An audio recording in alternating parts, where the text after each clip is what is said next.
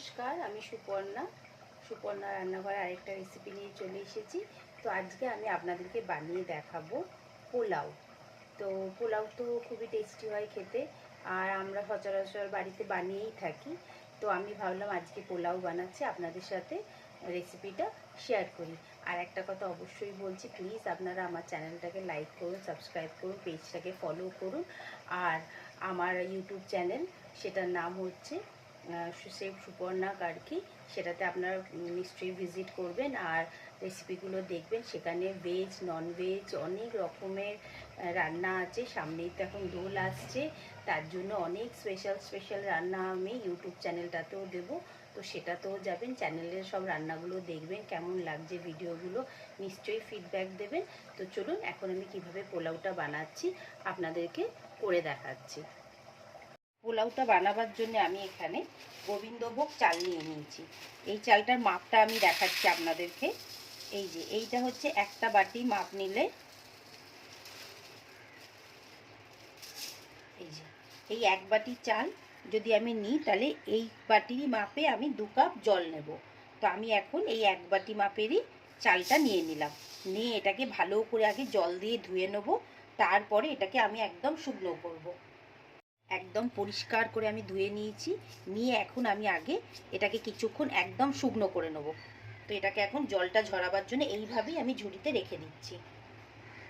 পোলাওয়ের জন্য যেই চালটা ধুয়ে রেখেছিলাম সেটা দেখুন এখন একদম শুকনো হয়ে গেছে। তো একটা বাটির মধ্যে আমি পুরো চালটাকে নিয়ে নিচ্ছি। চালটার মধ্যে আমি কিছুটা হলুদ মিশিয়ে দিচ্ছি, আপনারা এখানে কালারও মেশাতে পারেন, কিন্তু আমি এখানে অল্প করে এরমভাবে অল্প একটু হলুদ নিয়ে নিয়েছি। নিয়ে এইভাবে আমি এখানে হলুদটা এই শুকনো চালে এখন ভালো করে মিশিয়ে দিচ্ছি। আমি যেই পদ্ধতিতে বাড়িতে বানাই সেই পদ্ধতিটাই আপনাদের দেখাচ্ছি। এইভাবে কালার দিলে অনেকটা ডিপ কালার হয়ে যাবে, সেই জন্য আমি হলুদ দিয়ে দিলাম। এইভাবে এখন আরও 1-2 মিনিট একটুখানি মিশিয়ে রাখছি। পোলাওটা করার জন্য আমি একটা কড়া নিয়ে নিয়েছি। আপনারা হাঁড়ি, গামলা যেটা মনে হয় সেটা নিতে পারেন। প্রথমে আমি আগে অল্প একটুখানি রিফাইন তেল দিয়ে দিচ্ছি। পোলাওয়ের মধ্যে আমি অল্প করে কাজু আর অল্প করে আমন্ড নিয়ে নিয়েছি। আপনারা এখানে যেমন ইচ্ছে ড্রাই ফ্রুটসও দিতে পারেন, আর যদি মনে হয় যে না ড্রাই ফ্রুটস ছাড়া করবেন সেটাও করতে পারেন। আমি এখানে কিশমিশ দিলাম না, কারণ কিশমিশটা পছন্দ হয় না খেতে, সেই জন্য দিলাম না। তো এগুলোকে এখন আমি হালকা করে ভেজে নেব, একদম লাল করব না, একদম এইভাবে হালকা করে একটা ড্রাই রোস্ট না, মানে তেলের মধ্যে হালকা করে একটা ভেজে নিয়েছি, যাতে যখন আমরা পোলাওটা খাবো তখন কাজুগুলো একটু ভাজা ভাজা থাকলে খেতে ভালো লাগবে। যতটা আমাদের ভাজার দরকার ঠিক ততটাই ভাজা হয়ে গেছে। এরপরে এটা কি হবে, আরও বেশি ভাজলে কাজুগুলো লাল হয়ে যাবে, তো সেটাকে আমি লাল করব না, সেই জন্য এরকম হালকা হালকা করে আগে ভেজে নিলাম। এবার এই সেম তেলটার মধ্যেই আমি ঘি দিয়ে দিচ্ছি। যতটা ঘি লাগবে পরিমাণ মতো আপনারা দিয়ে দেবেন। আর গ্যাসের ফ্লেমটা এখন জোরেই করা আছে। তো এখন আমি এর মধ্যে 2-3টে তেজপাতা নিয়েছি, 4টে ছোটো এলাচ নিয়েছি, 3টে লবঙ্গ নিয়েছি, আর 2টো আমি ডালচিনি নিয়েছি, সেটা আগে এর মধ্যে দিয়ে দিলাম। দিয়ে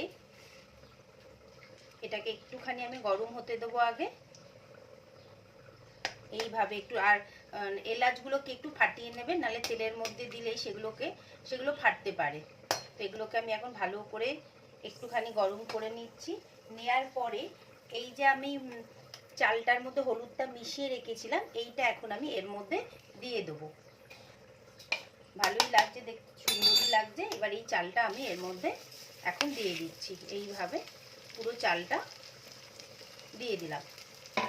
দিয়ে এটাকে এখন অন্তত 5 মিনিট ভালো করে আমি ঘিয়ের মধ্যে ভেজে নেব। এইভাবে ভালো করে 5টা মিনিট ভাজবো।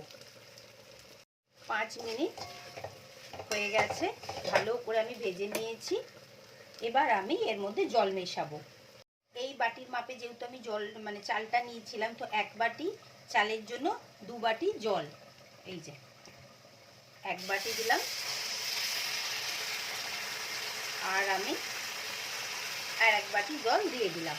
এই পরিমাণটাই থাকবে। জলটা দিয়ে দিলাম। দিয়ে এবার এখানে আপনারা যদি মনে হয় তো আদা গ্রেট করেও দিতে পারেন, বা আদাটাকে একদম জুলিয়ান্সের মতো কেটে ছোট ছোট করেও দিয়ে দিতে পারেন। তো আমি এখানে এখন নুনটা পরিমাণ মতো দিয়ে দিচ্ছি। নুনটা পরিমাণ মতো দিয়ে দিলাম,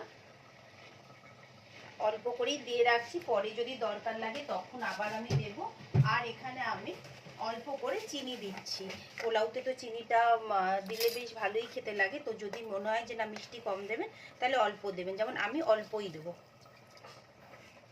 এইটুকুনি আমি এখানে চিনিটা দেবো। দিয়ে এবারে আমি এই কাজুগুলোকে সব দিয়ে দেবো। আর এখানে আমি 4টে কাঁচা লঙ্কাকে চিড়ে রেখেছি, জাস্ট মিডিল থেকে চিড়ে দিয়েছি, সেটাকেও দিয়ে দিলাম। দিয়ে প্রত্যেকটা জিনিসকে ভালো করে মিশিয়ে দিলাম। দিয়ে এবারে গ্যাসের ঢাকাটা এই মানে কড়াইটাকে বন্ধ করে ঢাকা দিয়ে দিলাম। দিয়ে এটাকে গ্যাসটাকে একদম সিম করে দিলাম।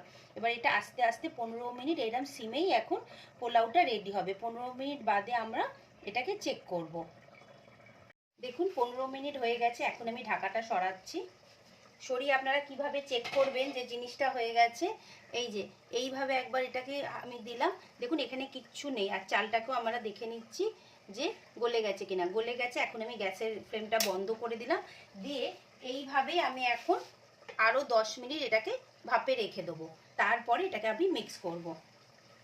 আমি আপনাদেরকে পোলাওটা এখন দেখাচ্ছি, কত সুন্দর একদম ঝরঝরে হয়েছে দেখুন।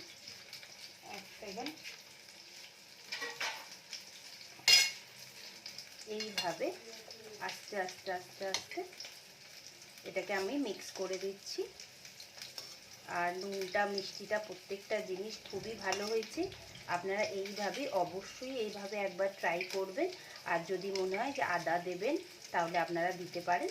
তো চলুন এখন আমি আপনাদেরকে প্লেটিং করে দেখাচ্ছি। এবার দেখুন পোলাওটা তো রেডি হয়ে গেল। এখানে আমি মাটনটা দিয়েছি, আর আমি এখানে দুটো চিংড়ি মাছের বড়া করেছি, সেটাকেও দিচ্ছি। এটা অপশনাল, আমি বাড়িতে ছিল বলে সাজাচ্ছি। আর এখানে আমি দুটো পাঁপড় দিয়ে দিলাম। তো আপনাদের ভিডিওটা কেমন লাগলো অবশ্যই আমাকে বলবেন। আর এইভাবেই পরিবেশন করবেন। পোলাওটাকে রান্না করে আমাকে বলবেন কেমন লাগলো। আর মাংসটা আমি করেছি এখানে, আপনার এখানে চিকেনও করতে পারেন বা আলুর দম দিয়েও করতে পারেন। পোলাও রান্নাটা রেডি হয়ে গেল। আপনারা তো দেখলেন, কেমন লাগলো অবশ্যই আমাকে বলবেন, ফিডব্যাক দেবেন। আর আমার আরেকটা চ্যানেল আছে ইউটিউবে, সেটা হচ্ছে শেফ সুপর্ণা কার্কি, সেটাতেও আপনারা গিয়ে ভিজিট করবেন। আর চ্যানেলটা লাইক সাবস্ক্রাইব করবেন। আর এখন প্রচুর আমি রান্না দেবো হোলির জন্য, সেগুলো প্লিজ দেখবেন আর কমেন্ট করবেন। আবার আরেকটা রেসিপি নিয়ে খুব তাড়াতাড়ি আসবো।